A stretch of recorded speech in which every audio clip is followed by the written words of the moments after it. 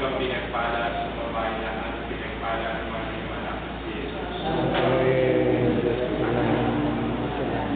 Meron kong kami yung matay. Alam na ang anak ng Espiritu Santo. Amen.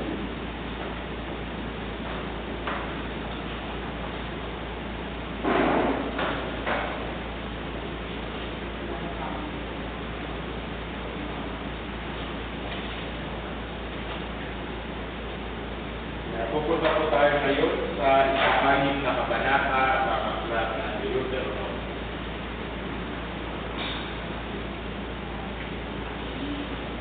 Isa po ito sa marahil o kung di man ito ang pinakamahalagang bahagi ng aklat na ito. Sapagkat dito natin makikita yung sinasabi pinakamahalaga utos o batas. Para po sa Israel, sa mga Hudyo.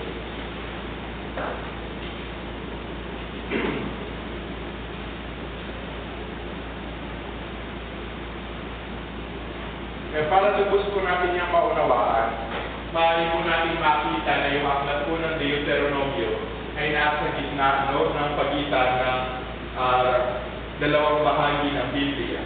Bagamat mayroon po tayong paghahati, pero iyan naman po yung paghahati lang natin. Diba? Sinulat naman po ito, pinagsama-sama, sinunati po yung magkakamukha. Yung aklat po ng Deuteronomio, parang iyan po yung nasa gitna ng Deuteronomio. Pinasisimulan po yan ang aklat ng Genesis, Exodus, Leviticus at mga bilang na numbers. Para masasabi po natin na itong mga aklat na ito, magtatapos po sa aklat na ito. Kumbaga ito po yung magiging buo. Kaya makikita po ninyo, mayroon dito may kinalaman sa batas, pag-uulit ng batas o ng mga utos ng Diyos. Pero ngayon din naman, mayroon din dito kwento. At ano yung kwento dito? Yung pagpapasinaya sa pagpasok ng Israel sa lupa pa. Bagamat hindi pa sila makapapasok dito, pero unti-unti na silang mas makalalapit sa lupa pangako. Kaya ito yung masasabi po natin simula nung tinatawag po natin mga aklat ng kasaysayan.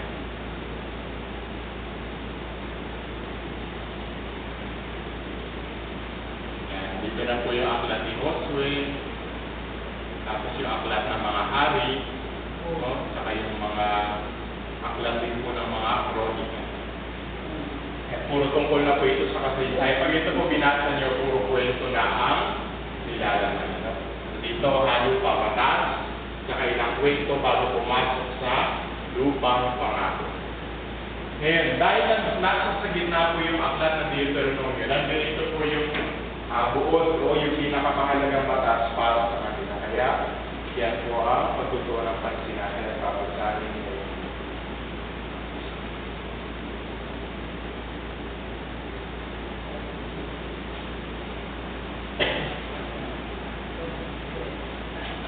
Nabasa na po natin na nakaraan, di ba, yung 10 utos. Di ba, pinagkumpara natin ano yung itsura ng batas sa aklat na Exodus, sa aklat na Deuteronomy. May kakaunti pinagkaiba lang.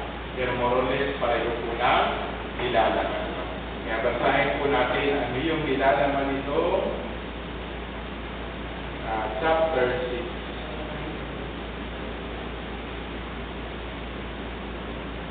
Ayun pala ang chapter. Chapter 6. Kung sino po pwede magbasa ito, kayo po. Ang pangunayan ito.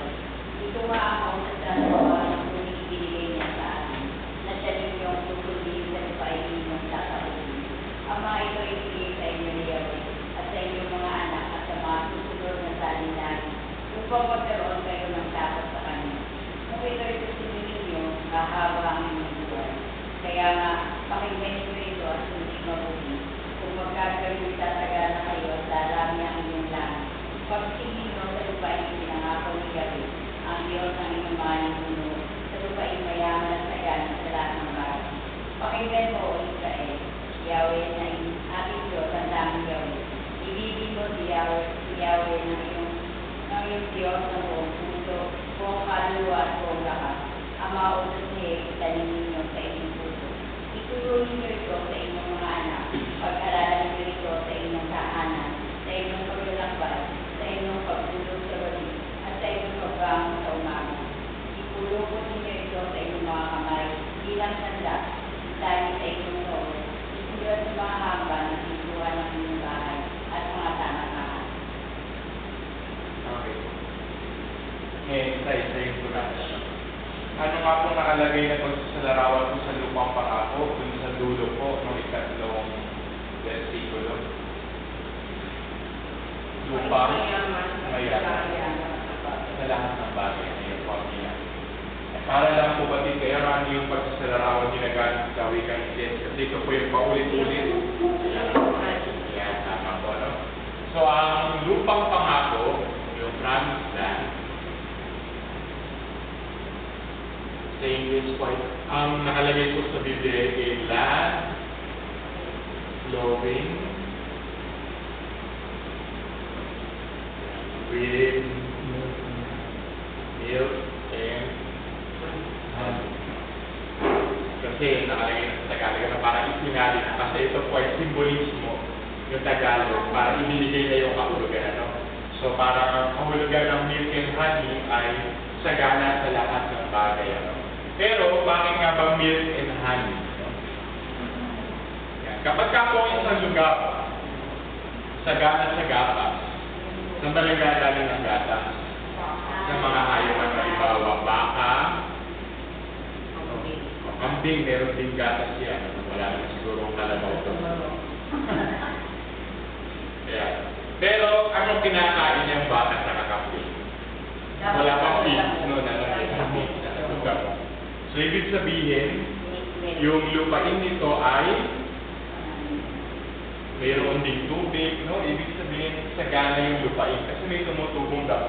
Sabi niyo sa atin, yan napapansin yan galit tayo sa damot, di ba? Parang pagka ikaw nag-aalaman, yung pakita kang damot sa lupain, bulutin mo yun, naagaw na nutrition yan.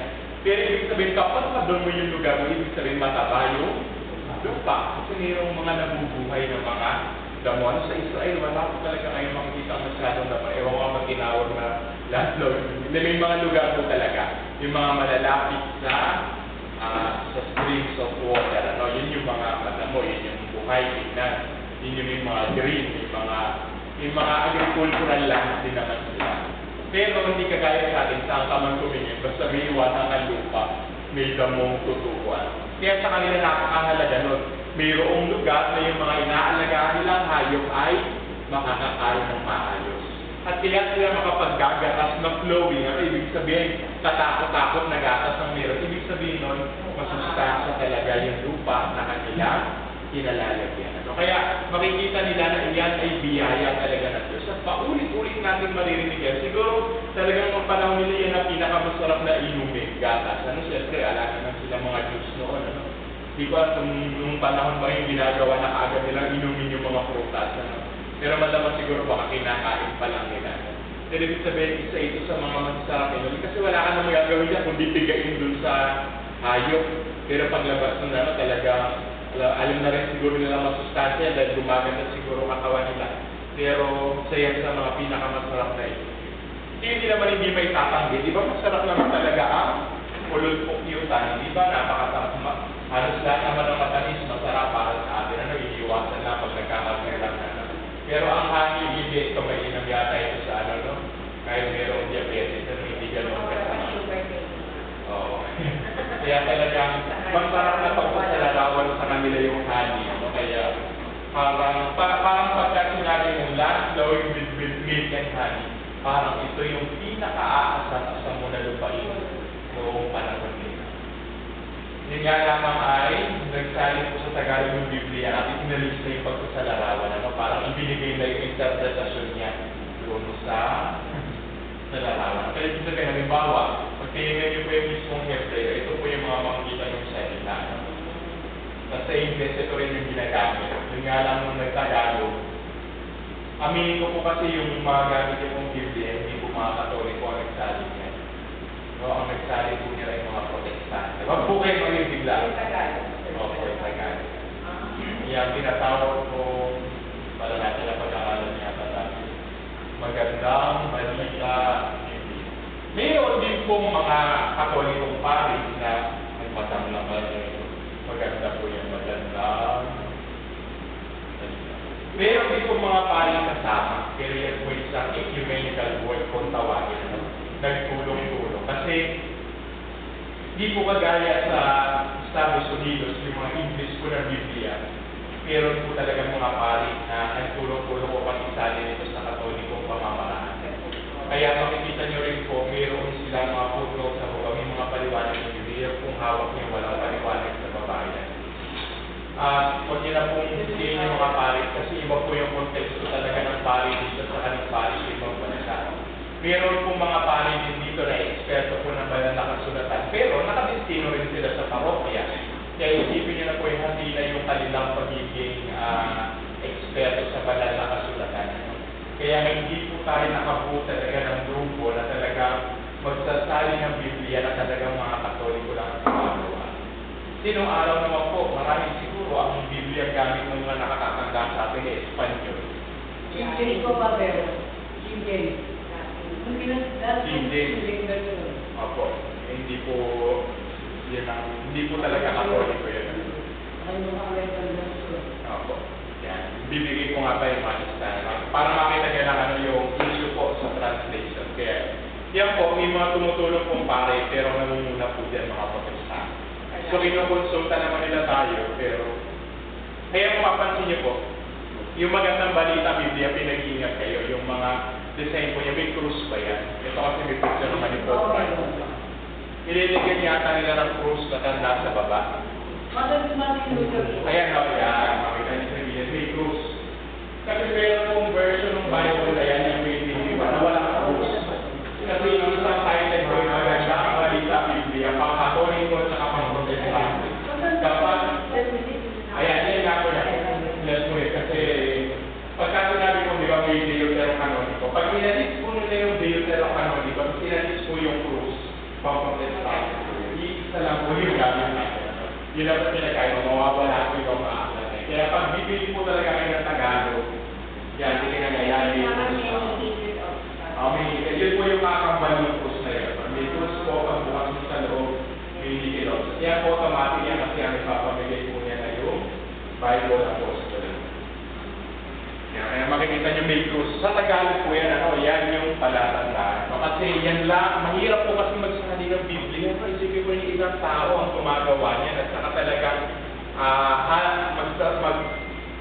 sa mahabang gawain po yan. At hindi po kaya pa ng mga paring expert sa Pilipinas para yan ay isali. Kasi napakalaking trabaho po talaga. So, yung nakapagsali na po sa pakikipagtunan ng mga protestante kasi yung kanila naman pong teologiya ay malapit na malapit sa atin. Ginagamit din po talaga natin sila. Yan na yung naging Biblia na gamit natin na hindi po sa loob ng liturgia. Yung Biblia ang gamit nyo, tsaka po yung nasa leksyonaryo, yan din po yun. Kaya alam nito pong mga 8 taon na nakalilipas parang nag-publish na po ng revised edition. Kaya medyo yung mga bago, iba na yung salita kaysa sa nasa leksyonaryo. Yung nasa leksyonaryo po yung mas luma. Kung medyo luma po yung Biblia, tingnan niyo.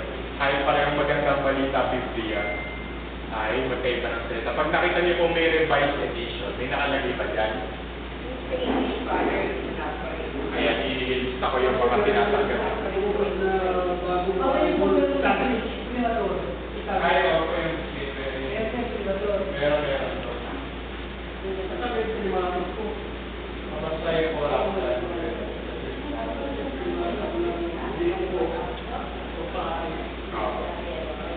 Yan, gusto may pangalan. Ay, ito po ang direkto na nabalita video. Ay, ito mas makakatanda siguro sa akin. May mga words po na iba na po. Oo, iba na. Yun yung bagong publish. Ito yung kamukha na nasa leksyonaryo. Pero okay pa rin. Oo, kasi yan din po yung gamit natin sa yan, kasi yan po yung mga, ito lang yung Tagalog. Meron po isa, yung ang titulo po ay Ang Banal na Biblia. Makikita niyo po yun sa St. Paul's. So yan po yung una. So ito po yung mas malawakan natin ginagamit. Kasi ito yung gamit sa misa. Ito po yung Ang Banal na Biblia. Ito po ay sali ni Monsignor Jose Abriol. Ito po, talagang pari Katoliko ang may gawa. Ang problema po, nag-iisa lang siyang gumawa. So, ibig sabihin, hindi po kagaya nito, ito po yung team ang gumawa. Ang halo-halo yan. May protestante, experts sa banal na kasulatan, mayroon din mga Katoliko. Pero yung pong banal na Biblia, mag-isa lang po talaga si Monsignor Jose Abriol. Kaya ano pong magiging problema dito? Wala pong magtatama ng kanyang pagkakakali. Kung ano yung interpretasyon niya, yun na yun, yung pagkakasaya. Pero magaling na pari po talaga ito, na ibig sabihin talaga, eksperto po siya sa mga lingwahe. Pero, napangkaraniwan po kasi kahit naman po sa Estados Unidos na yung mga English na Biblia, yan po yung pinagtutulungan ng napakaraming mga eksperto, hindi isang pari lang. Pero wala naman po masama. Ibig sabihin na bigyan din po ito ng Nikilosta at ng imprimatur, kaya wala naman po malito. Yun nga lang, dahil yun po yung naging pamamaraan, hindi po natin ito ginagamit sa misa. Kaya hindi siya nagagamit. Meron pa po isa na mabibili niyo po sa Karisma sa mga Tagalog po ito, no? Ang titulo naman po ay Biblia ng Sambayanang Pilipino.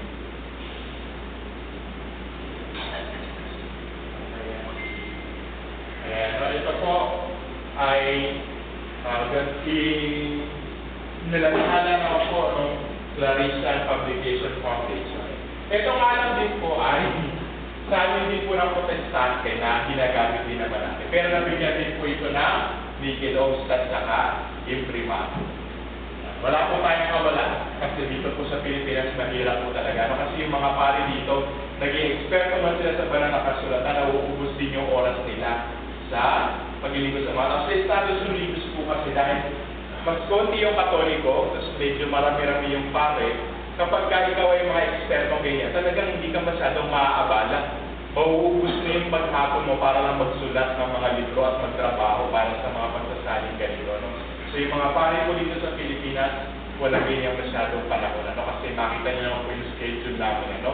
Nag-aapuhap talaga sa dami, hindi katulad sa kanila. Kaya medyo may pagkukulang po sa atin sa ganitong bagay. Pero ito po yung mga pipilihan natin. Magandang balita Biblia, ang banal na Biblia, Biblia ng Sabay ng Pilipino. So lahat po ito ay dinaprubahan ng simbahan. So yan po yung sa Tagalog. So halimbawa rin kapag kailanyayahan na umalalim sa mga ikakasal, pag bibili ng libro, ito lang yung pwedeng bili na Biblia. Kapag magandang balita Biblia, malamang nyo nakakalimutan, hindi nakamadali, yung mayroong cross. Kasi baka hindi pa nila may ganyan pagsabi, yung may pirma, Nikilosta sa kayo imprimatur. Para mas madali, yung mayroong cross sa harapan. Kasi yung Catholic Bible, yung karaniwang naglalagay sa magandang balita, Biblia. Pero kahit ano naman, kung halimbawa sa kasal, ito ang bilin nila, o ito, okay lang din po, walang problema. Yan, kasi dito po yung halimbawa, kaya natin ang pag-usapan. Sige, bibigay ko rin po yung listahan sa English.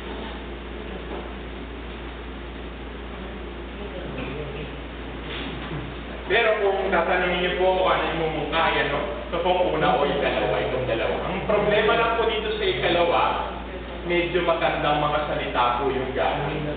Kaya kapag binasa niyo po ng sarili ninyo, medyo malagal, mga luma po yung paraan ng pagsusulat. Kasi patay na po si Monsignor Abriol, hindi na po may update yung kanyang pagkakasal. Pero may na pa rin po gamit. Ito pong ikatlo, medyo sa tatlo pong yan, ito po yung medyo hindi ko po gusto yung sa akin.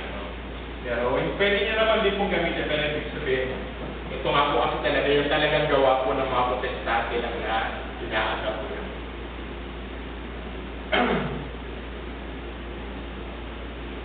Sa mga English po na Biblia, yan, ang pinakauna po sa lahat na mahinang po ay tinatawag po natin New American Bible. Kaya po tinatawag na NAPRE, kagaya ng sinasabi niya, kasi ito po ay revised edition. So makita po ninyo, ganyan po sila kasipag kasi marami po talagang pari nagtatrabaho.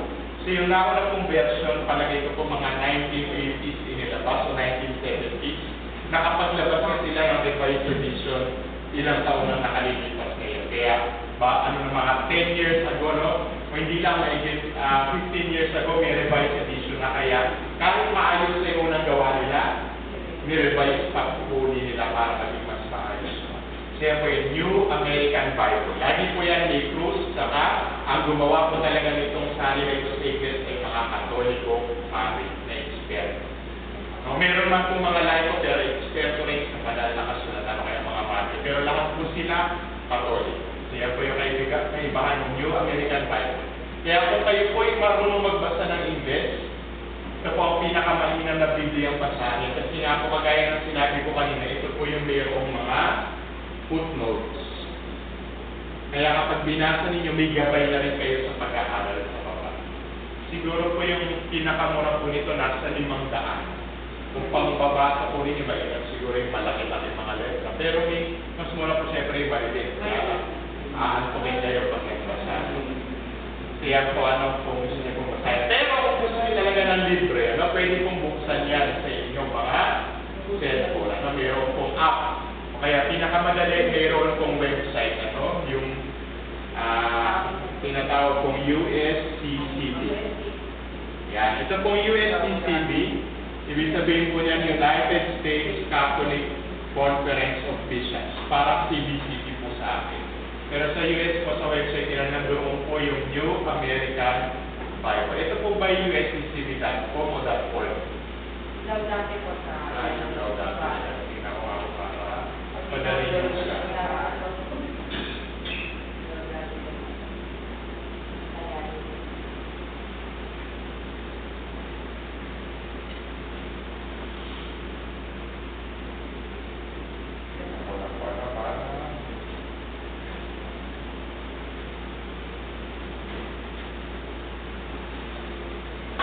Ito po ay tatayag ninyo, no? Yan, Bible usccb.org. Yan, kapag gusto po na libre. Pero kung makapagpupundat po kayo, no? Gusto niyo mas marami pong malaman sa banal na kasulatan, no?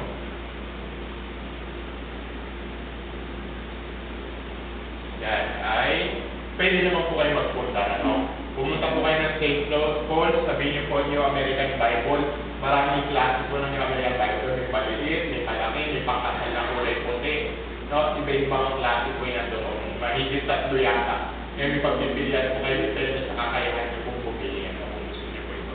Kaya nga English po ito, pero pwede naman na rin tayo sa Tagalog.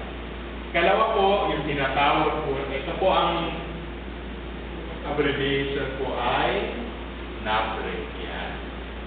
Sunod po, mayroon po tinatawag na New Revised Standard Version.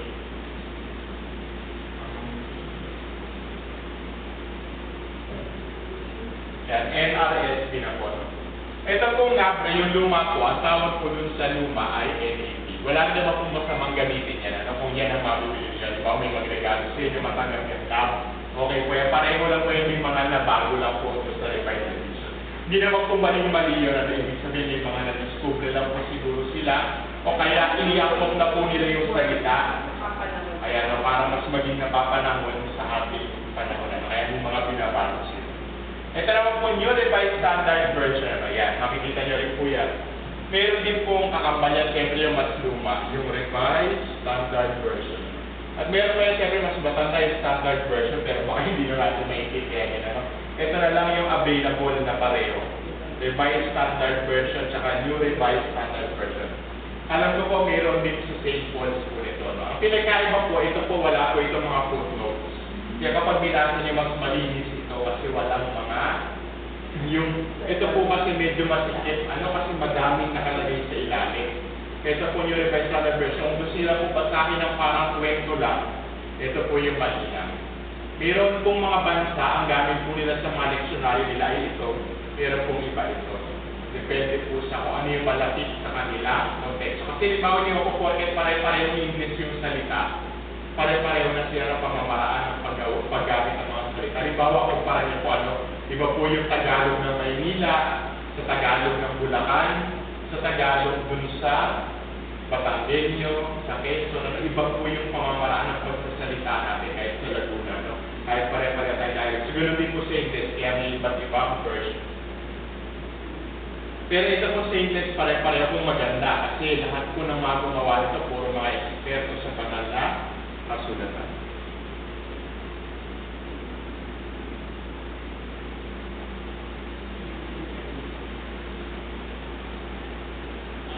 So ito po ay NBB o David. Kaya ito po isa yung New Jerusalem Bible, ano? Gawa rin po ito ng mga Katolikong pan. Hindi ko lang pala kung saan mga bansa nagmula yung mga nag-aaral sa mga Biblia ito. Ito po madali sa Amerika po, sa Estados Unidos po talaga. Pero ibig sabihin po, kailangan nyo po magsika na sa dami yung Biblia na mayroon tayo. Ito po yung pangunahing tatlo na tanggap natin. So kung may ikakasal po talaga kayo makilala, ito po ipabili ninyo. Huwag na po yung King James Version, ano? Yun po yung madalas na nakikita ko sa kasal kasi pagka siguro pumupunta po sa mga tindahan na doon na yung mga gamit sa kasal, yun yung sa Biblia na available ka agad. Pero kung sa St. Paul's po sila pupunta, itong tatlo lang po ang ibibenta sa kanila. Ito pong ika-apat, ay ito po ikatlo, meron din pong English version ito, no, na kaya lang hindi po talaga siya official ng mga Katolikong ginawa. Yun nga na nabigyan po na ni Primator sa kanil Kilosta. Yung tinatawag po natin Christian Community Bible. And kasali mo naman po ito, Biblia sa Christian Community Bible. Pwede rin naman po, pero hanggang maaari kung mag-recommenda po kayo ay itong nandirito na lang po sa tatlong ito. So yan po yung mga sali natin ng Biblia. Lumayo tayo sa topic natin, pero mainam na para mayroon po kayo listahan. So ito po tatlo, pinakamainam sa mga kinakasal.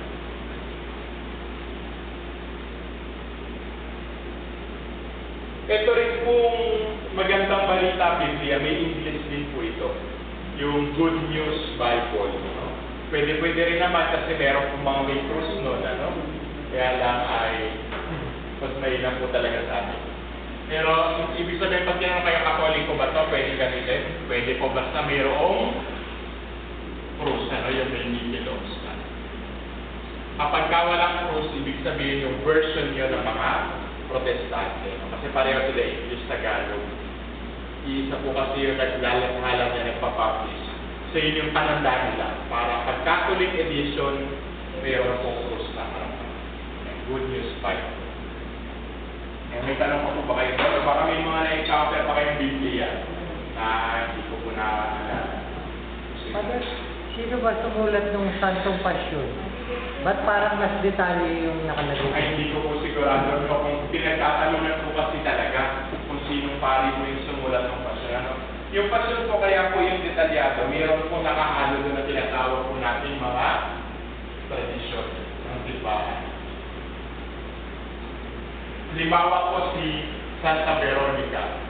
Wala po ba kanilang Biblia na mayroong nagsasabi tungkol sa kanya?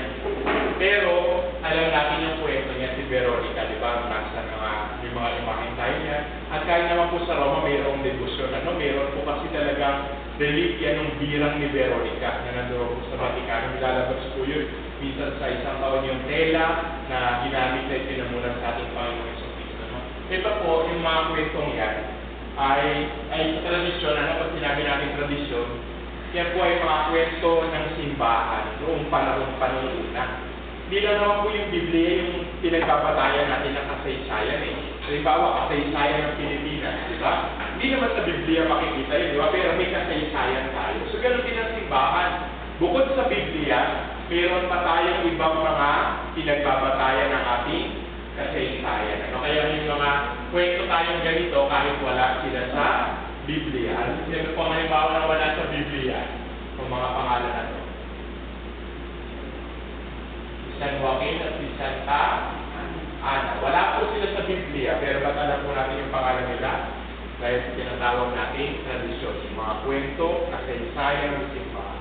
At marami pang nangyari sa simbahan pagkatapos nung Biblia, di ba? Nagwakas naman ito sa Book of Revelation. Pero pagkatapos nun, nagpatuloy pa rin ang simbahan. So, bahagi nun yung tinatawag natin na tradisyon. Okay po. May ibang katanungan pa po? Papalitan na muna. Alin ba yun? Hindi daw yung picture makita. Hindi pa talaga kaya nakakilala. Ito po ang mga magulang ng mahal na birne. Kaya in short, ito ang lolo, ito ang para madaling tandaan. Pero Joaquin pa din. Ang Joaquin yung nakilagay ko. Ito po yung Tagalog na Joaquin. Joaquin po yung sa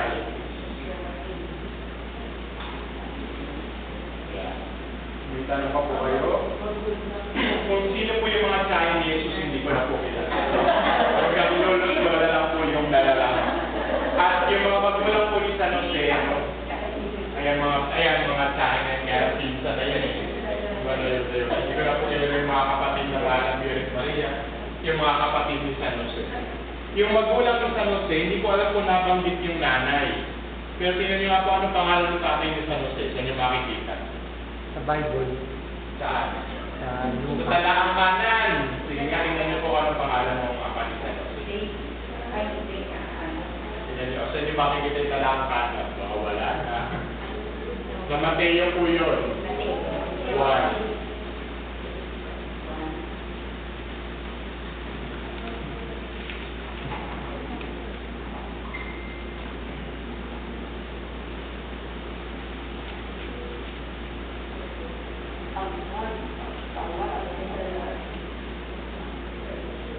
Ano po pangalan? Naligaw na.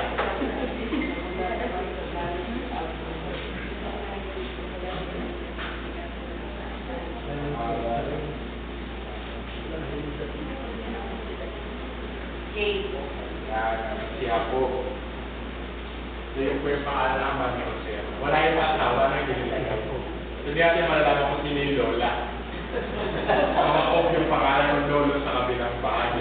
Hindi na natin alam. Yan, ito po yung pinakamahalagang utos. Ano? Ang sabi ko, pakinggan mo Israel. Ano yung kasunod? Ibigin mo.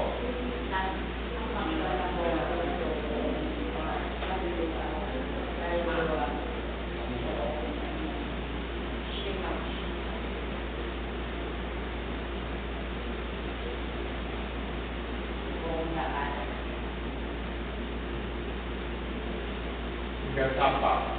Oo.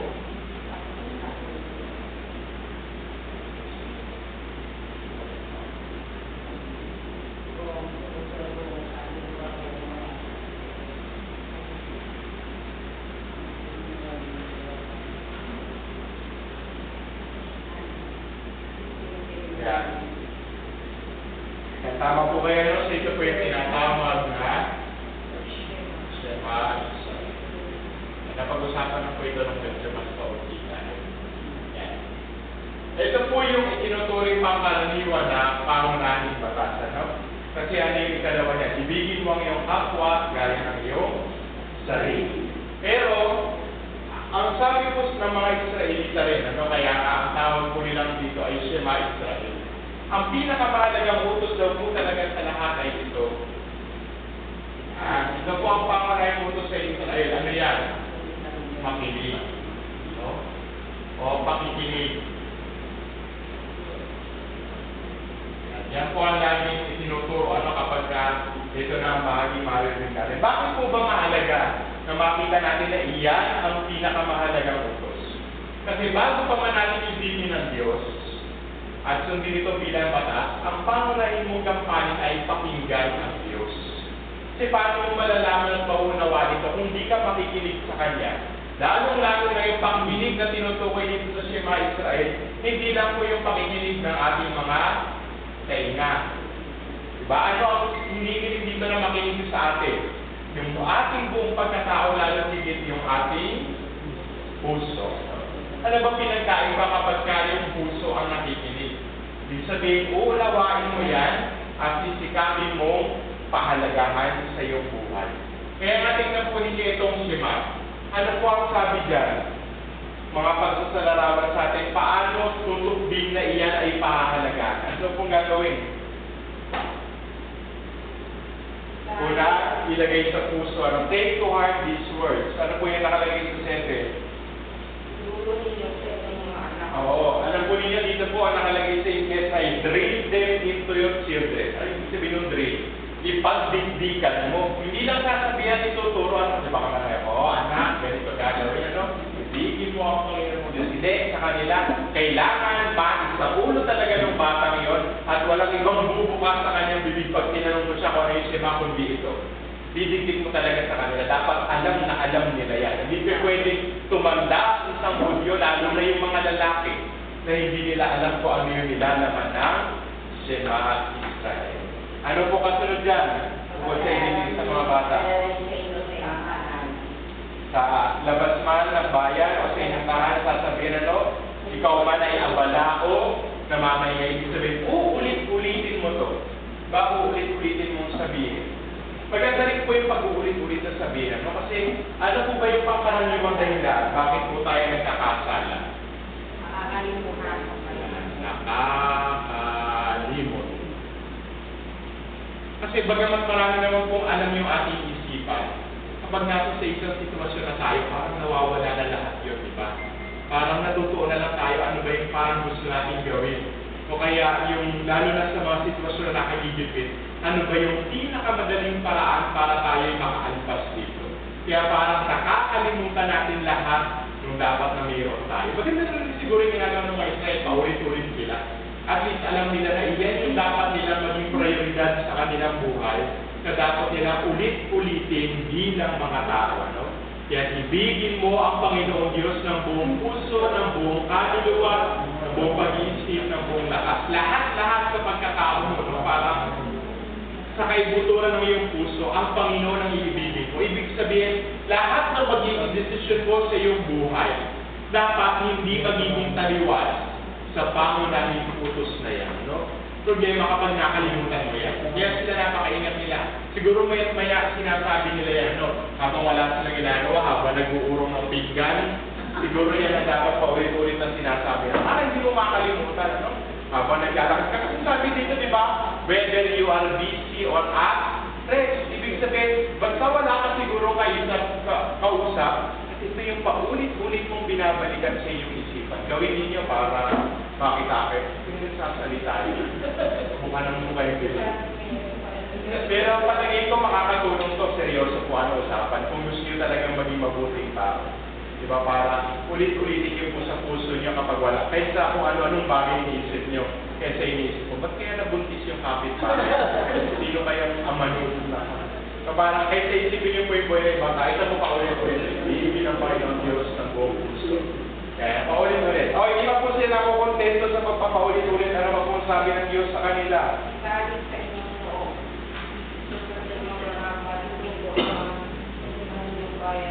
Yan, tama po. Ano?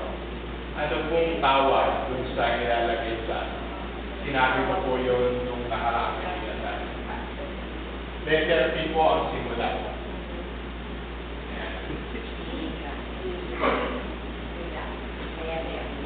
Yan, nakita niyo po yung costume ng mga nagsisinalo, no? Yung mga pulong pare, ano, di ba, mahaba yung suot nila. Meron po silang puti dito. So dapat po, may niligyan po talaga yun. Nandoon po yung papel sa pinakanoon nila. Parang ganun sila kaluko talaga dito, no? Hindi mo lang basta ulit-ulit sa sarili mo. Para bang pinapotocopy yung isip mo, dapat lagi ng dirito sa noo mo. Hindi yan mamabasa, nakatupi naman yata eh. Hindi ko, mamaya titignan po natin yung itsura. Na parang pinakita ko na dati yun. Yung naging gospel na kasi ito, no? Kasi nga, kinuha din naman ng Panginoon. Ano ko may picture na tayo ng metallic. Parang kusang posporo, ano? Nakalagay sa loob. Ito, sipinin mo, nakalagay na sa loob mo, nakalagay pa sa kamay mo. Pero yun po parang simbolismo lang na nakakatawa. Pero ibig sabihin, dapat lagi nasa isip natin. At basta kamay, dapat lagi natin ipinapakayag sa ating mga gawa. No? Kaya ang Panginoon naman nagsabi nun, ano? Di ba napaka-literal talaga na sinabi? O, meron pa, hindi lang doon, saan daw ilalagay? Hamba at sa inyong mga tatangahan. Sa mga gate, ano? Sabihin nyo, ewan ko na lang kapag nakalimutan mo na, meron sa noo mo, meron sa braso mo, meron sa hamba mo, paglabas mo, makikita mo doon. Bago mo ulit nila. baka hinahalikan nga nila. Tapos yung taraka nila, pagkita mo, meron pa rin nakalagay na gano'n. Pag nagkamali ka pa, talaga hindi ko na rin alam. Pero kung baga parang sinasabi ng Panginoon yan, gawin mo naman lahat para tandaan, ano? Pero siyempre, mga tao, nakakalimot pa rin. Ano ba yan ang gawin siguro yan? Ano? Ibig sabihin, pagka naman po sinamaris na natin yan, ano? Ano ba pinakamadali niya para maalala, di ba? Love?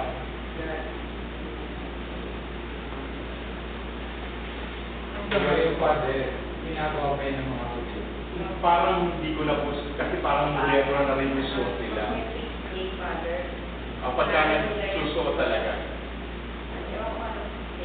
Hindi na po regular na suot talaga nila. Kasi mga suot na po nila, nakasombrero na lang din po sila. Tapos wala naman. Siguro na, pag may okasyon na lang po talaga. Dahil pinasukan na rin po sila ng pagiging moderno. Kasi yung mga inaalala ko po yung mga nakasaluko ko mga huli, wala naman po sila. Wala. Ang gawin na po talaga nila, bumasa na banal na kasulatan. Bakit Father sila yung unang lupot? Ano ang symbolism? Yung po yung paggalang po sa Diyos. Lalo na po yung siguro pag nababanggit po yung pangalang Adonai, yun po talaga ay may kasama pag-yuko po yun sa kanila. Bukod sa hindi na po nila babasahin sa salitang Yahweh, pag sinabi po yung Adonai ay yuyuko po sila. Pagkapangalan ng Jesus. Tapos po ay talagang tanda po yun ang pagmamakaawa nila. Kasi, at saka daw po paano mas ma-concentrate daw po sila sa ginagawa nila. Kasi pag nandun po talaga sila sa wailing wall, talagang nakadukduk po sila para damang-dama po nila na malapit po sila sa templong lupa. No? Kasi, doon po sa wailing wall, ruins po.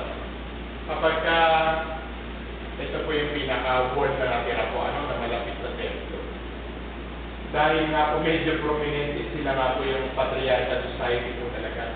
Meron po dito sinagoga. Yan, may butas po dyan. May gusali po kasi dito, di ba po ang gusali po yan. Ito po, may sinagoga po dyan. Ngayon po ito dyan po talaga nakapagdarasal yung mga lalaki po yun. Kasi may hati po itong wailing wall. Ito po yung babae, ito po yung lalaki na may hati po yan. So may mga nagdarasal po yan. Pero mas marami pong hindi po ang pasok po dito. Bakit? Sinandandaan po sa loob ng sinagoga po mismo, sanandaan po yung kanilang mga banal na kasulatan.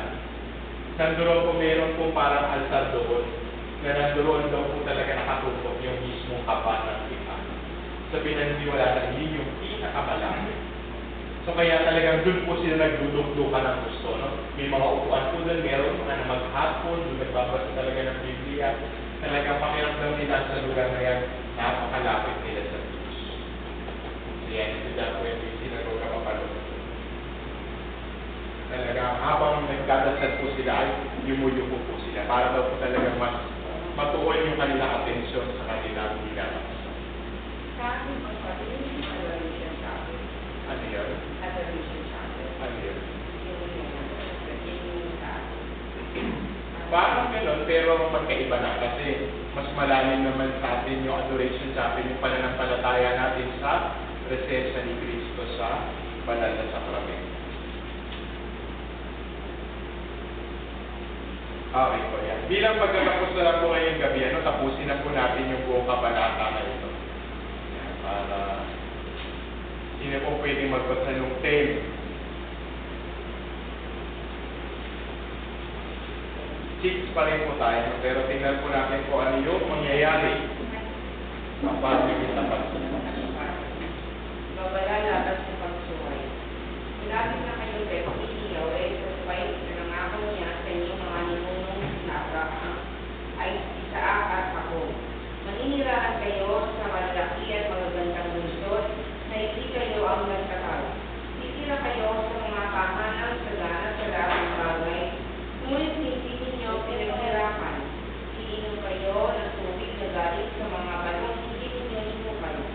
Mamimigas kayo sa mga ubasan at sa mga olibong hindi ninyo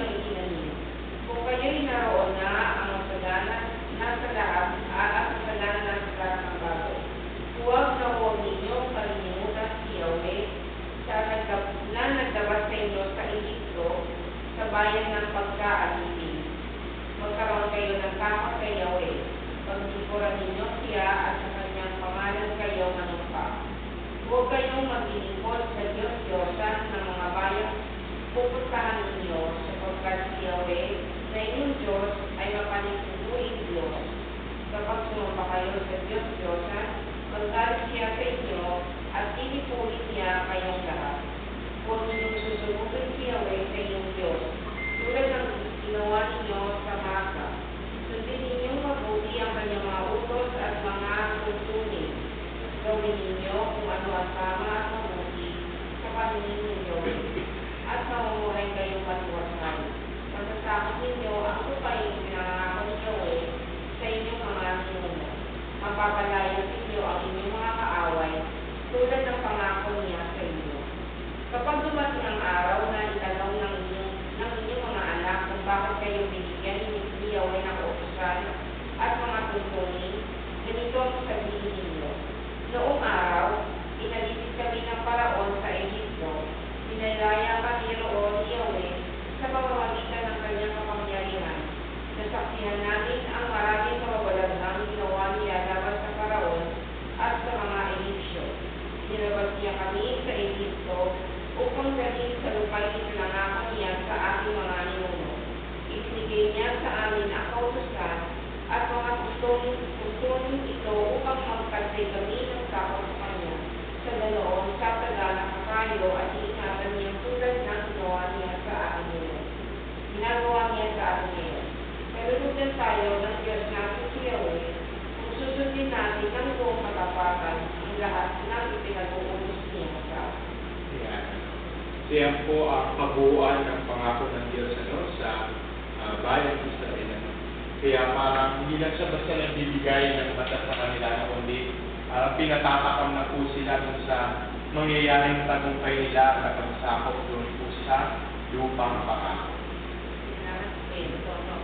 Ito kailangan po yung pagpapakaw sa Yeah. Tapos po, yan po yung sa 20 to 25. So, kinakailangan ay lagi po nilang ipapaalala. So, kailan po ba nila ginagawa yung pagpapaalala? Yan, yung tinatawag po natin na Pascua o Pasko. Yan, napag-usapan na rin natin nakaraan na yung Sakla Texas. Di ba may mga kinakain po sila doon, yung mga bitter herbs. Ano po ang gagawin? Lagi po may script yun, yung pinakabatang lalaki po, tatanungin niya lang yung kanyang ama. Ano po yung tanong sa ama? Ama, ano po ang pinagkaiba ng gabi nito sa lahat ng mga gabi? So, bago sila kumain, lagi yan po yung kanila. So, bago po sila kumain, yan po yung lagi nila pag-uusapan. Ano po yung pinagkaiba ng gabi nito sa lahat ng mga gabi. At doon na po ikikwento ng tatay ano yung nangyari sa kanila. Yung pagtawid nila, doon. Kaya napakayaman po nila sa kasaysayan. Kasi yung ritual po nila mismo, napaka-personal, talagang maaalala ng mga bata. Siguro lahat ng bata sa kanila, tanungin mo, ano ba do you mean by Passover? Kaya nila sagutin ko ano yung nangyari ngayon. Sana ganun din mangyari sa mga pamilya natin, na talagang maging personal din yung pagtuturo ng pananampalataya. Kahit man lang sana yung pinakapuso ng pananampalataya natin, bakit man naipako si Kristo sa krus. Yun lang sana basic na yun, dahil po sa kanyang pagliligtas sa ating mga kasalanan. Sana yun man lang kayang sagutin ng mga bata, bakit ba nakapako si Kristo? At ano yung nangyari pagkatapos nun? Kasi yun yung mas mahalaga, hindi lang nanatili si Kristo namatay sa krus. Ano nangyari? Si Kristo ay nabuhay. At may katlo pang mahalaga ano yun. Tapos yung maging mabuhay bakit sa langit, may mangyayari pa. Siya ay babalik sa wakas ng panahon para tayo po ay hukuman. Mahalaga rin po yung bakit. Kasi kaya ka magpapakatino on the first level kasi alam mo mayroong paghukom sa wakas ng panahon. Kaya pag-iibigin mo talaga yung buhay. Kaya nga in summary, yun yung sinasabi natin sa misa, dapat maipaliwanag natin sa mga bata yun. Si Kristo ay namatay, si Kristo ay nabuhay, si Kristo ay babalik sa wakas ng panahon. Yun po yung tatlong dapat natin ang tandaan po. Yan. Kristo ay namatay. Dapat ang maging goal niyo po yung mga bata sa inyong pamilya maipaliwanag yung tatlo na yun, ano, para matulala naman natin mga Israelitas. Sila kasi kabisado talaga nila. Saka yung mga bata, talagang tinuturuan po sila magsalita ng Hebreo. Ano po ang dahilan? Para mabasa nila ang banal na kasulatan.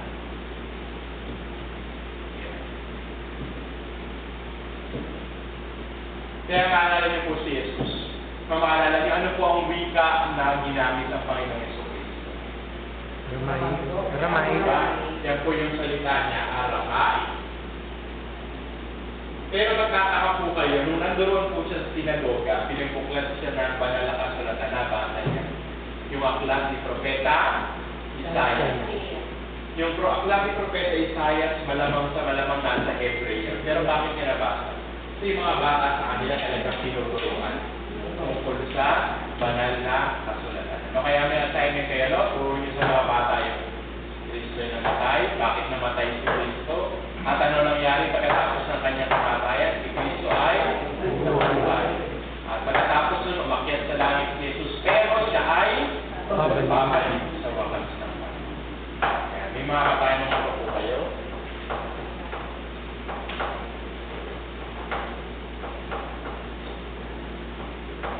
Kung wala po ay kayo po'y maliwaniwalay na para kayo po'y makapag-pahinga. Tatayo po.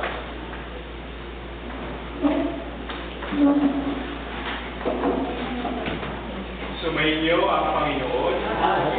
Malayo kayo ng mga pangyarihan Diyos Ama at Anak at Espiritu Santo. Amen. Salamat po.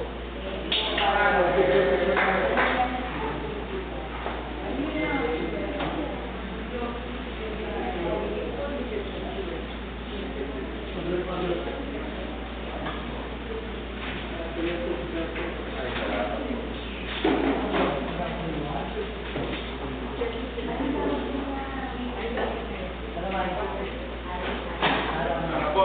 Picture na ako po tayo.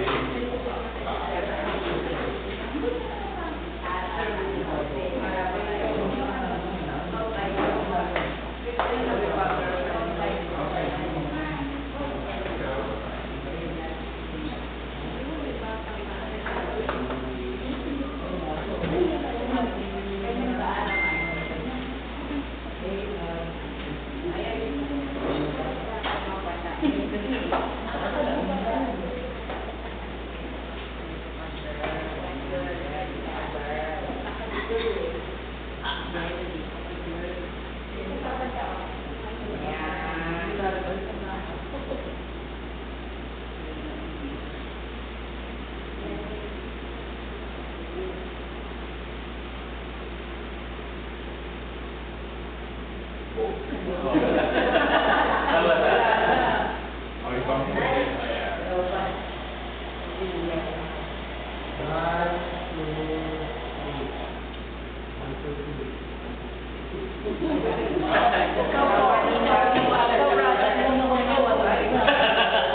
Tatlo eh. 1, 2, 3. Asawa, lugarin.